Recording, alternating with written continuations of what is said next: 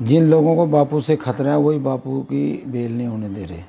अगर आज वो समझते कि बापू की बेल हो गई तो तुम खत्म हो जाओगे, जड़ से मिट जाओगे, वो भय के कारण जो है वो लोग हावी हैं, हमारे तंत्र में लोग हावी हैं। जबकि ये कोर्ट भी प्रूफ नहीं कर पा रही, फिर भी उन्हें खींचा जा रहा है। कितना बड़ा और जिस पे केस रह गए उसकी जांच तक नहीं हुई। ऐसे बहुत काम है और वो बहुत बड़ा देश का काम कर रहे थे, हिंदू समाज का।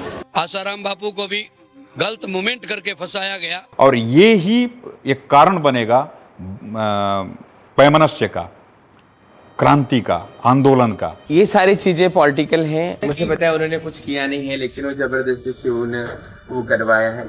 क्योंकि अच्छा काम करने वाले के पीछे हमेशा तो कोई बुरा लगा होता है कि ये आगे नहीं बढ़ना चाहिए। आसाराम बापू जी के बारे में भी हम लोगों ने न्यायालय का तथ्य, पुलिस वालों का तथ्य, सबका सुना। बिना राजनीति से ऐसा स्टंट नहीं हो सकता, एक तरफा फैसला हो रहा है। इतनी अराजकता तो रावण नहीं मचाई, इतनी अराजकता तो कंस ने नहीं मचाई, जितनी अराजकता हमारे यहाँ के न्यायाधीशों ने मचा रखी है। उस लड़की के बात सुनते ही अपने कैसे केस को यो कर दिया, बना दिया। अब ये आसाराम बापू ने आवाज उठाया तो इनको ही डाल दिए जेल में। अब हम लोग तो अब क्या करें, कुंठाग्रस्त हो जाते हैं, कुछ सोच नहीं पाते हैं, कुछ कर नहीं पाते हैं। कुछ करने के लिए सोचो तो ये सरकार विरोध में खड़ी हो जाती है। जैसे कहावत है कि कुत्ते को देसी घी हजम नहीं होता है।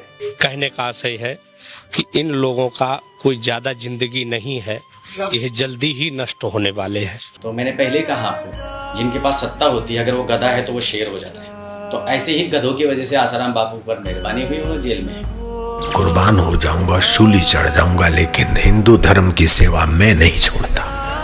जो वेद पुराण की नीति सिखाते थे उनको जेल में डाल दिया गया, उनको बलात्कारी बता दिया गया, उनको चोर चक्का बदमाश बता दिया गया, और जो व्यभिचारी लोग हैं वो तख्ते पे राज कर रहे हैं।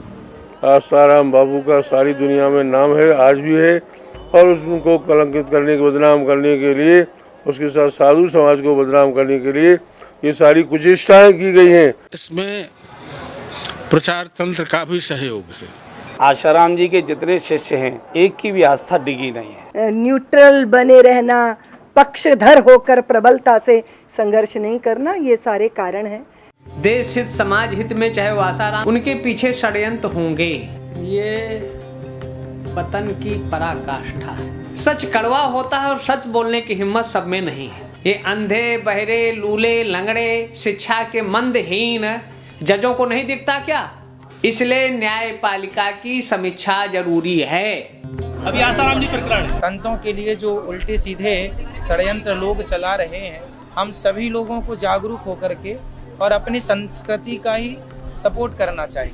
भारत में विरोधी सबल हैं, राजनीति पर उनकी पूरी पकड़ है और थी, इसलिए आसाराम बापू के साथ ऐसा खेल खेला गया।